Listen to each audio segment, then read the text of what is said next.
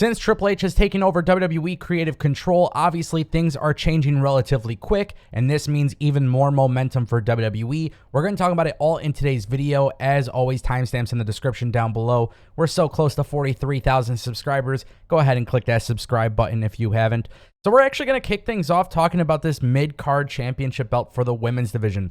Back in 2019, Stephanie McMahon told Gary Cassidy that there could be possibilities within introducing a secondary singles championship. There were no imminent plans and there were no discussions ongoing regarding one, but this is what was being said in 2019. Now, this started to generate some big rumors in 2022 now that Triple H and Stephanie McMahon are running the company alongside Nick Khan.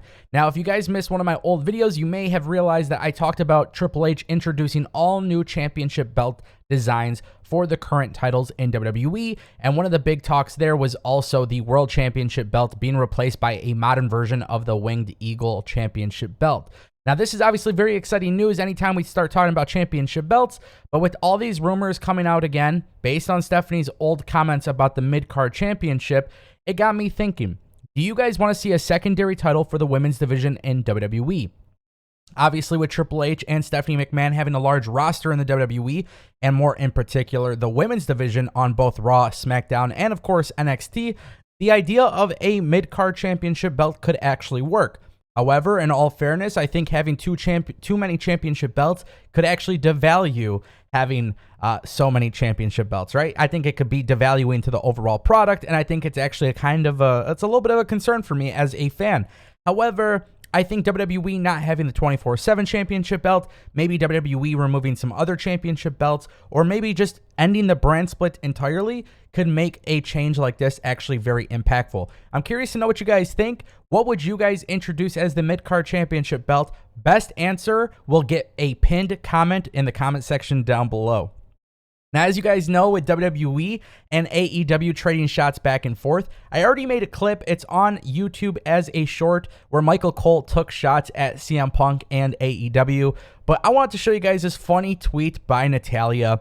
Natalya responded to a tweet from WWE. This is Bob. Miss Neidhart.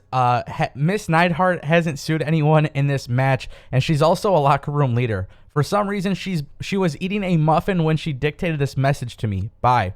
Now, this is obviously in response to CM Punk and the AEW All Out Media Scrum. And of course, Natalya is just having fun. If you guys don't know, Bob is her personal assistant. It's all some Twitter gimmick stuff, whatever. Nonetheless, obviously, WWE continues to take shots at AEW for all of the recent drama. If you guys didn't watch the short of Michael Cole taking shots, I'm going to have a video card up here as well. But it kind of got me thinking, what do you guys think about WWE and AEW trading shots back and forth?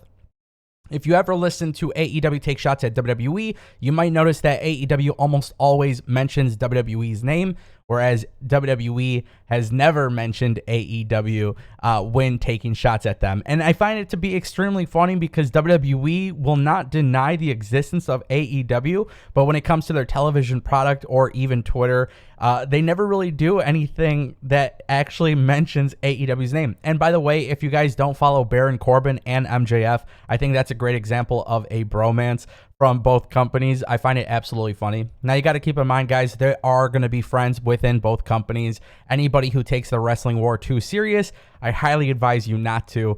You're going to see wrestlers troll the other companies and stuff like that. Now, what is taking things too far? I don't know. I'll let you kind of imagine what that means.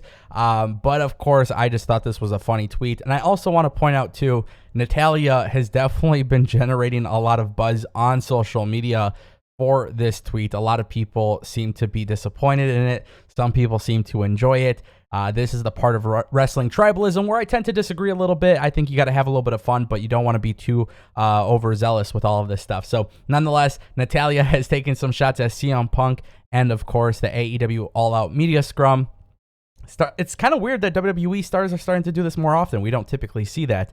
But nonetheless, guys, I want to get to our final story of today's video, and that is Bobby Fish. Okay, so this is a little bit strange because there are a lot of things to discuss here in this situation. First and foremost, Bobby Fish, we know, is no longer with AEW. I have covered that in previous videos. The minute it came out that he was no longer re-signing to the company, we discussed that. However, when speaking to Steve Fall of NBC Sports Boston, Bobby Fish actually came out and talked a little bit about that situation with AEW and possible return plans. Now, this is where things get really interesting, considering that WWE and Triple H are looking at bringing back some returns. I'm going to talk about how Bobby Fish can actually kind of jump right in immediately to WWE's plans. Now, before joining AEW, Bobby Fish was part of WWE and obviously was part of Undisputed Era. He spoke about this. He seemed to be pretty happy about his role with Undisputed Era. But basically what it came down to in his situation right now is that he went to AEW, he signed a contract, they can't come up to an agreement with numbers. Now, for those who don't know, Kyle O'Reilly's also in a situation where he's injured, Adam Cole's injured.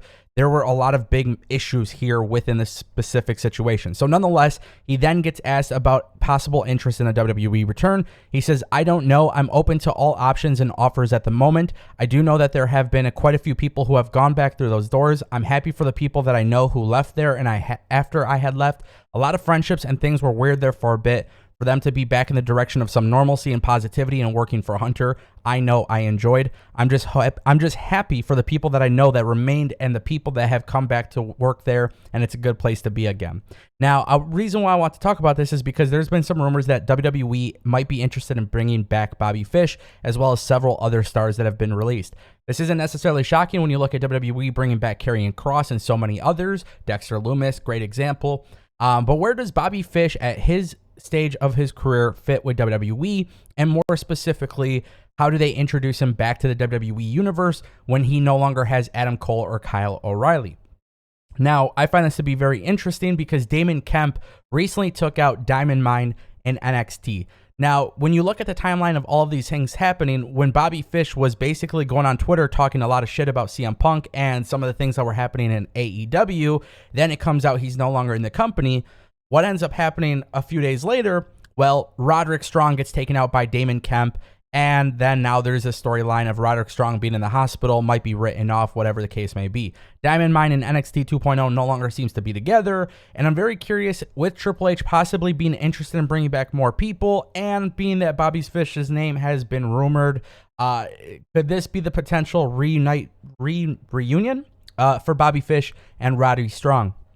Now, of course, without Kyle O'Reilly and Adam Cole, it just feels a little bit incomplete, but I could see WWE doing something here to bring them together, maybe perhaps on the main roster. I'm not too sure, but I find it to be very interesting. We'll see what happens as time goes on. Triple H is not playing games. He is trying to stack his roster and make it the best. I don't want to see it get bloated, but I want to see what he's going to work with and how he's going to pull it off. Let me know what you guys think in the comment section down below.